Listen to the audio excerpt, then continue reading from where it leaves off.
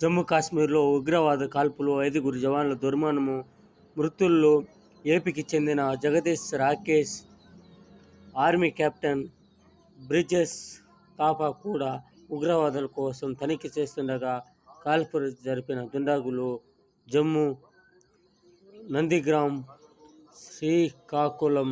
July 16 Jammu కాశ్మీర్లో భద్రతా బలగాల లక్ష్యంగా ఉగ్రవాదులు మారు తెగబడ్డారు. సోమవారం రాత్రి తనిఖీలో ఉన్న జవాన్లపైకి కాల్పులు జరిపారు. ఇందులో ఒక ఆర్మీ కెప్టెన్, ఒక నాయక్, 3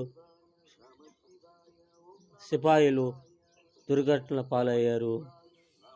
ఈ విధంగా జమ్మూ కాశ్మీర్లో ఉగ్రవాదులు మనుషుల్ని జంతువులాగా చంపేస్తూ ఉంటే ఎంత బాధ.